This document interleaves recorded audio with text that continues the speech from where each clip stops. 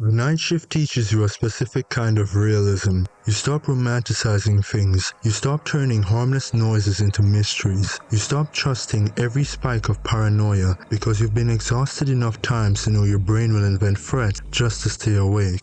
That's why I didn't take the letter I found in my mailbox seriously at first, and that's why I didn't understand what I triggered until it was already out there, moving across the parking lot towards my car at the same steady pace. My name is Caleb. I work night security at a commercial building, mostly offices, storage, and long stretches of nothing. It's the kind of job people call easy until they sit alone with their thoughts for 8 hours. I also just moved to a new apartment, and I've only been there for about a week. 13B, 20th floor building, and I was still in that stage where you don't know the neighbors, and every hallway feels like it's trying to decide what it thinks of you. My co-worker Malik was the closest thing I had to a friend at the job. Same shift, same hours, same shared agreements. We get through the night, we clock out, and we pretend we didn't spend our lives under fluorescent lights. It was almost 5 a.m.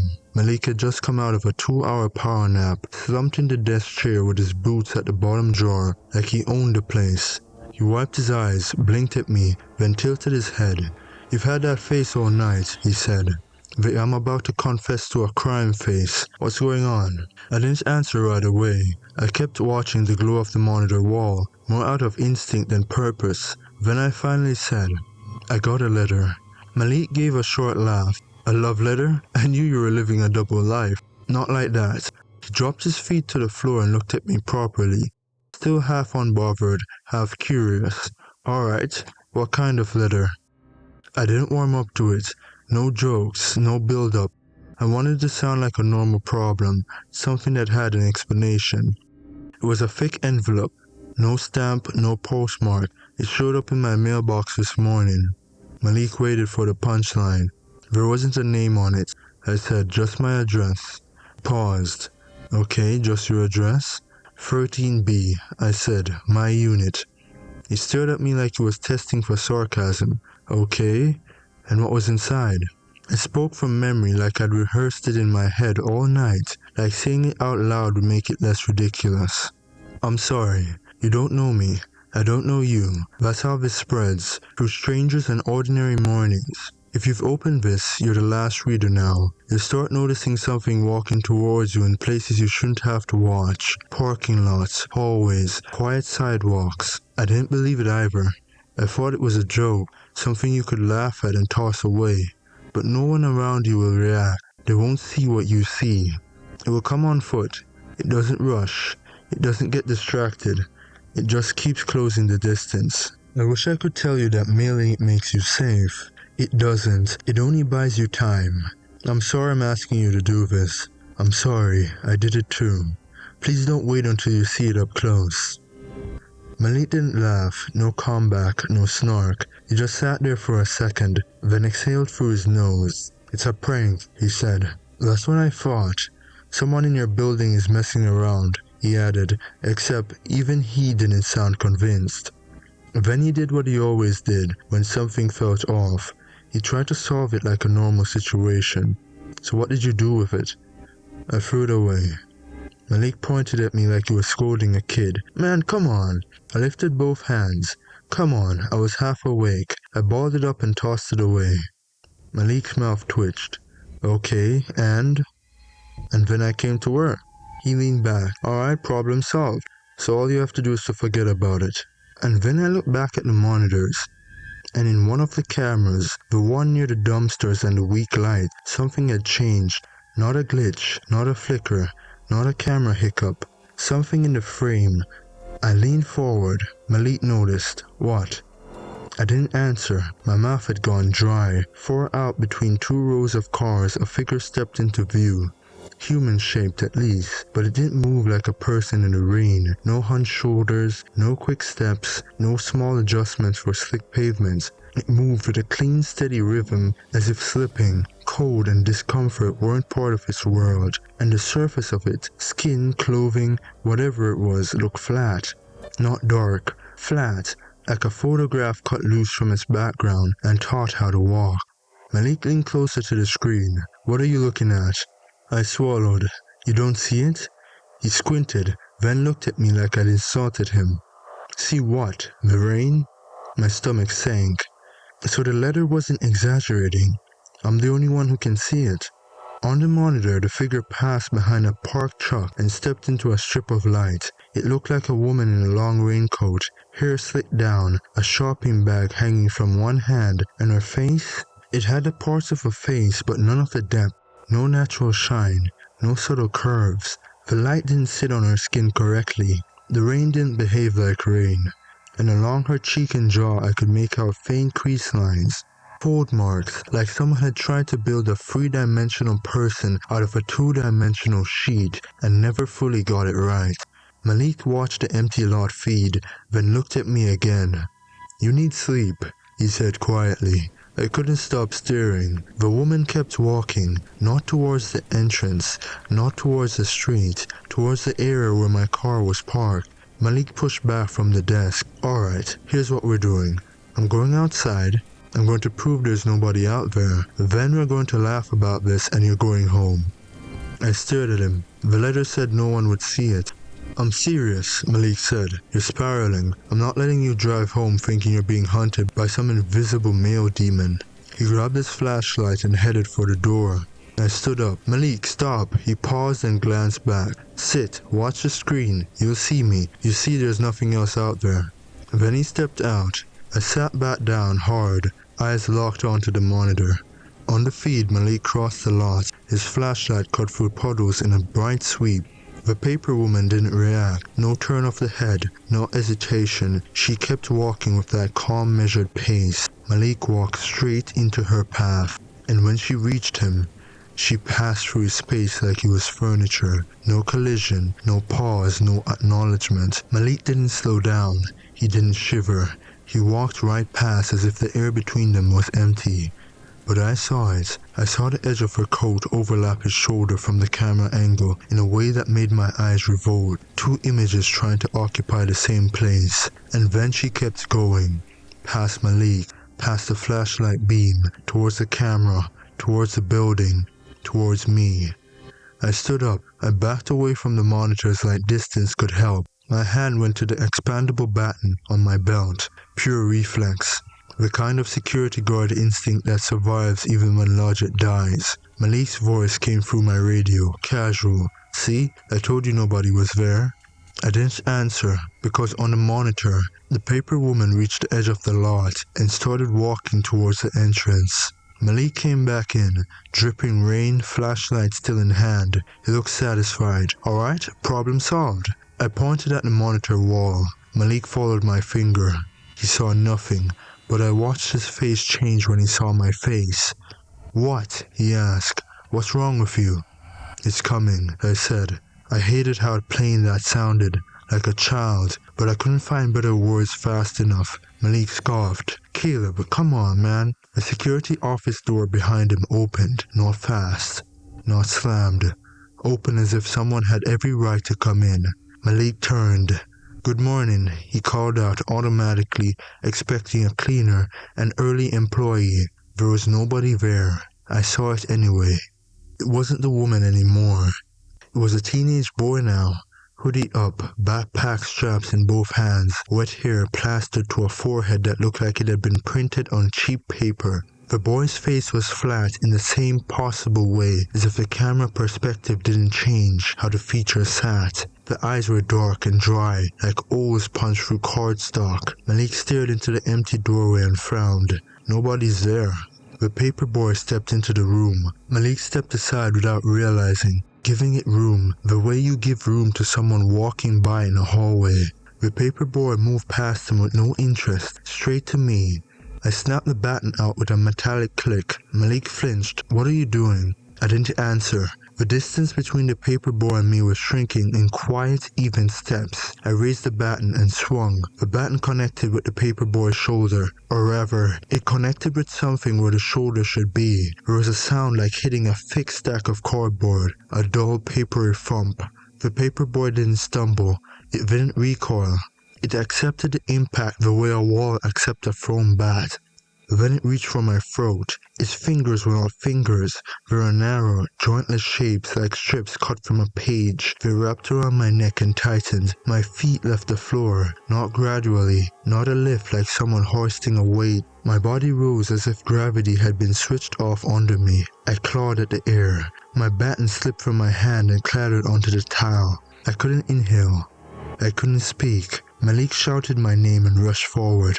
He stopped short, confused, because to him, it looked like I was being lifted by nothing. What the? Caleb! Malik grabbed my waist as if he could pull me down, but there was resistance above me, invisible to him, holding me up. My vision tunneled, the edges of the room dulled. Then Malik did the only thing that made sense, in a moment that made no sense. He swung his flashlight like a club, right at the empty air in front of my face. The flashlight struck something solid. The impact jarred Malik's arms. The plastic casing cracked. A crisp, sharp sound followed, the sound of a stiff sheet bending too far.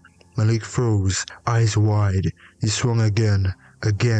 Contact, again, resistance. His expression changed from confusion to terror. In the space of a second, he wasn't seeing it, but he was hitting it. And the fact that he could hit it meant I wasn't hallucinating.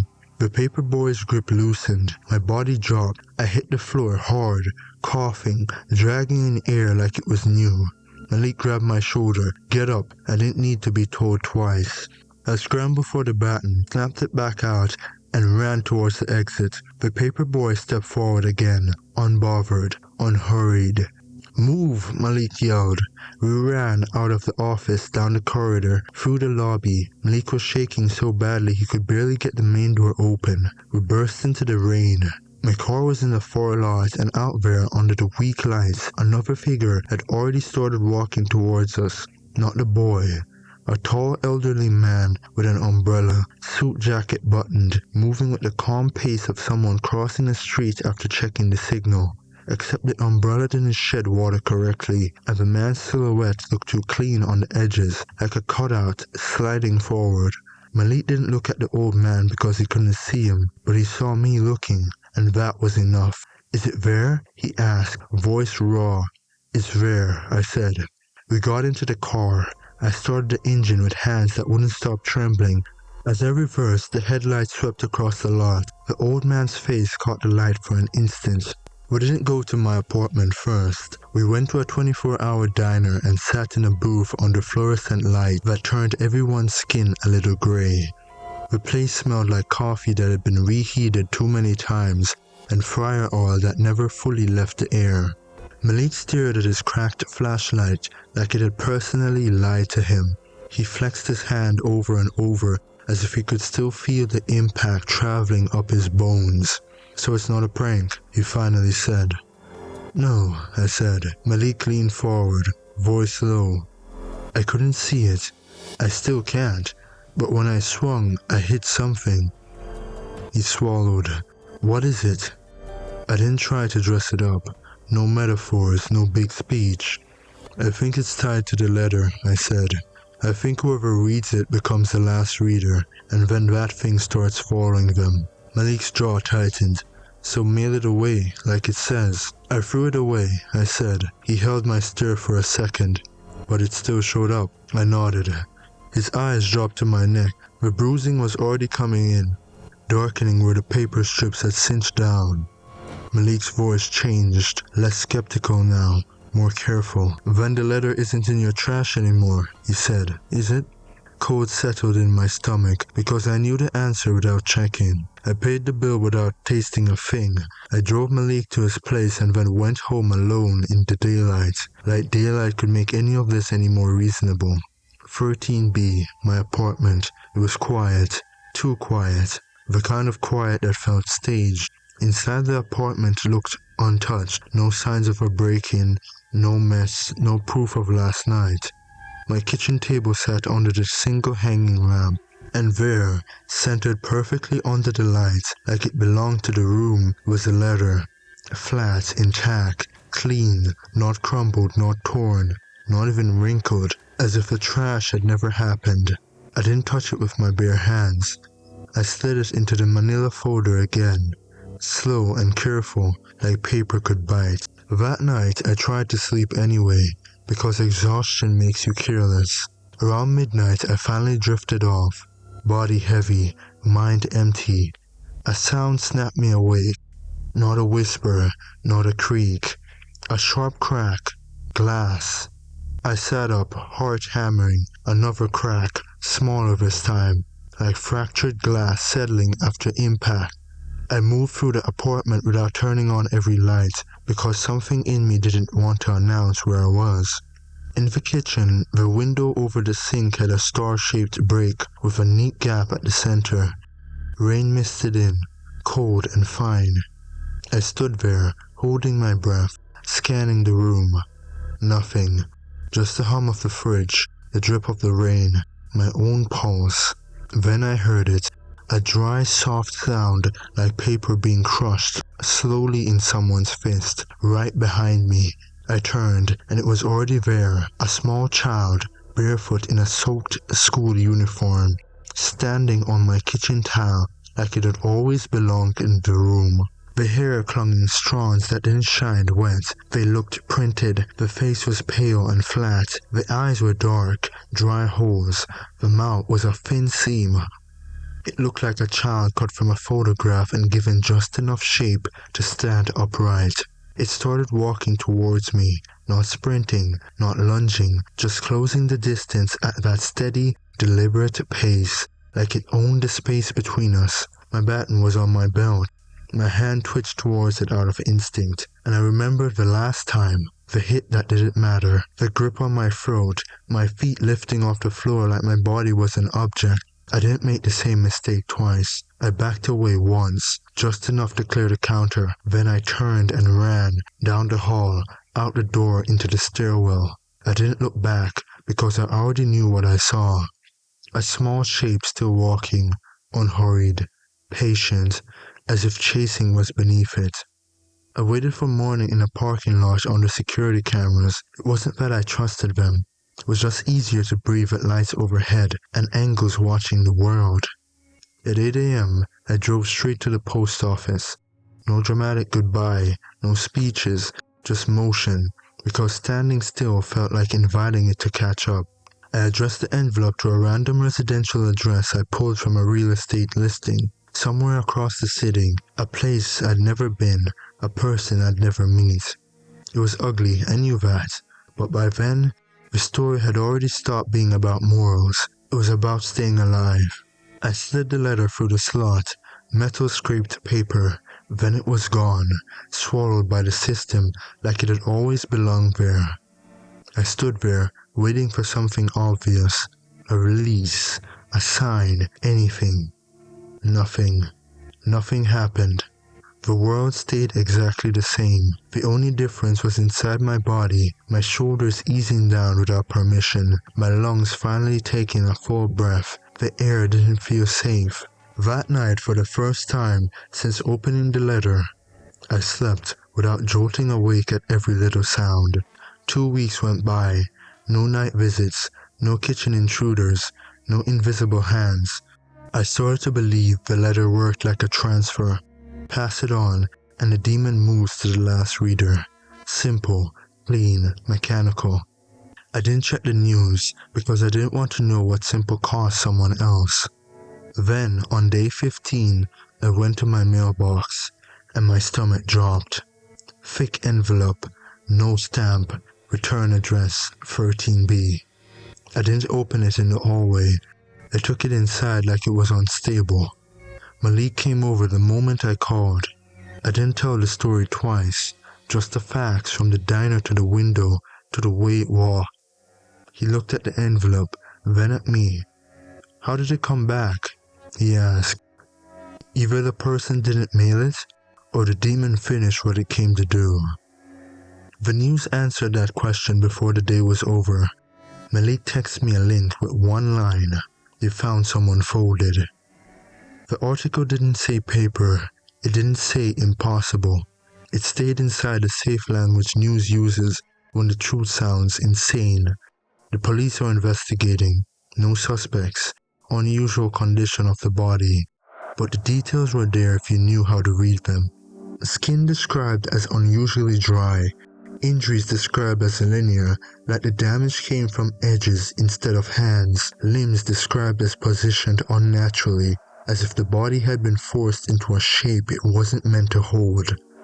A person reduced to geometry, something close to origami, if you didn't mind how disrespectful that sounded. And the letter was back with me. It returned like undelivered mail. Malik stared at the envelope for a long time. "So what now?" he asked. I didn't pretend to be brave. "I buy time," I said. Mailing it to a random person bought me 2 weeks. 2 weeks wasn't enough. I needed something that changed the odds.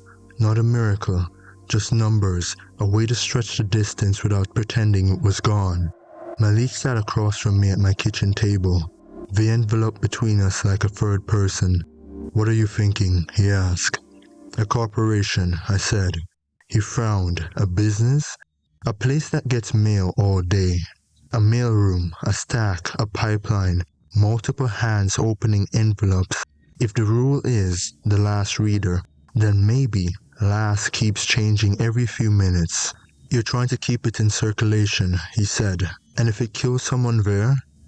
I didn't answer, because any answer would have been a lie dressed up as reasoning. Malik's jaw tightened. He looked away first. That was his decision, not mine. We picked an address that processed hundreds of envelopes a day, an office tower with an intake floor built for volume. I typed the address, printed the label, sealed the envelope, then I carried it into a post office full of cameras, people, and fluorescent lighting that made everything feel clinical, like paperwork couldn't possibly lead to blood. It felt almost appropriate. I mailed it, and then I waited, not for relief, for confirmation. A few weeks later, a thread started making rounds online.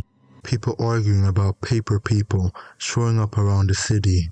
One woman swore she saw her neighbor in the hallway, and something about him looked flat, like the light couldn't find his face. Someone else claimed they watched a kid cross the street, and the kid never seemed to change size no matter how close he got, like he was a cutout sliding forward. Most of the replies were jokes. I didn't add one because I knew what it did. It didn't choose one body and stick with it. It borrowed outlines. It wore shapes the way a person wears clothes, just convincing enough from a distance. Then the local news ran a short segment about a string of unusual deaths. A body found behind an office park, a security guard reported missing mid-shift, a night cleaner discovered in a stairwell in a position that didn't read as an accident. They never said anything supernatural. They stayed inside safe language. Investigation ongoing. No suspects. Details withheld. But the pattern was there if you knew where to look. Always at night. Always near places mail moved through. Office towers, intake floors, service corridors, always with injuries described in careful terms, linear trauma, compression, unnatural positioning. Not the kind of damage you get from a fall, the kind you get from being forced into a shape you can't survive. Because I understood the part that mattered. A corporation didn't fix anything, it diluted it. It spread the reading out across a room full of hands, across hours of routine, across people who didn't know they were touching a loaded object, but eventually someone would be the last reader. Eventually someone would toss it aside, forget, decide they'd handle it later. And then it would start walking again, patient, steady, and certain, because it didn't need to rush to win. A month after mailing it to the corporation, I left work at dawn. The building behind me was waking up, delivery trucks, early employees, the kind of ordinary movement that used to mean safe. Now, it just meant there were witnesses who wouldn't understand what they didn't see. Across the road, a sidewalk ran along the office park, wet concrete, low edges, a strip of grass washed gray by morning light and leftover rain. 2 employees were walking close together like they'd come from the same place.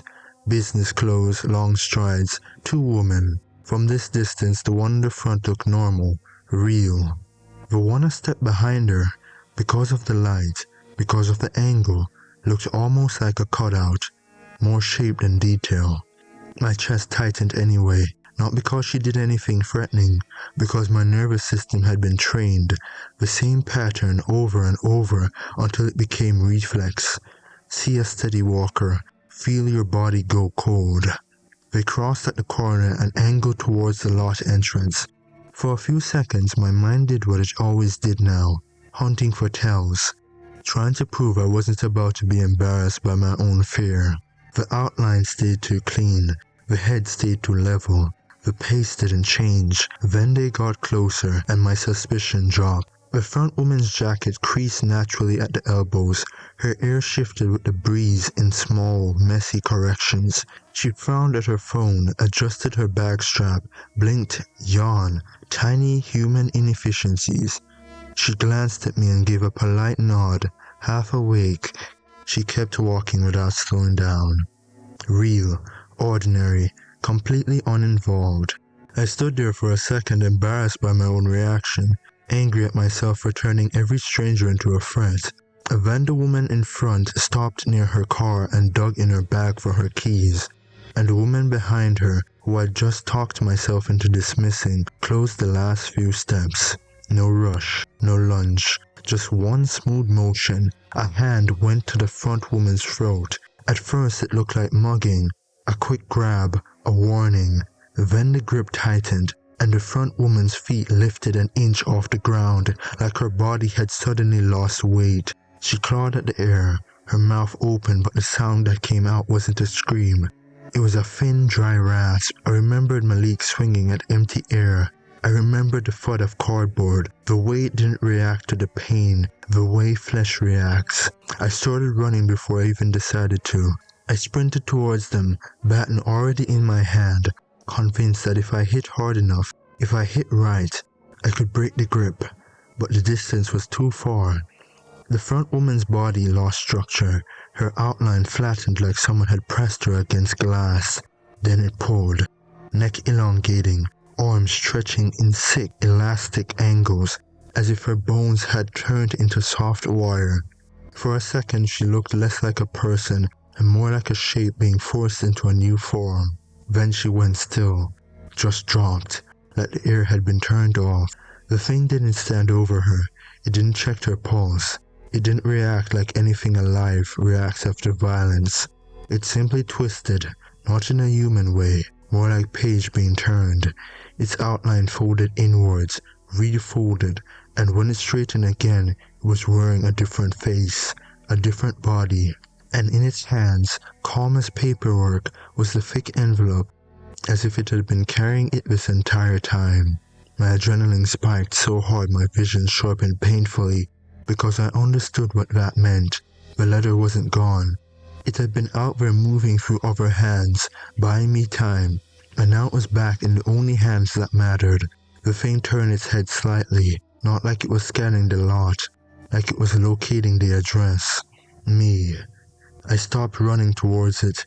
I ran the other way. I tore back to my car, got inside, locked the doors, started the engine and sat there shaking so badly the steering wheel vibrated under my grip.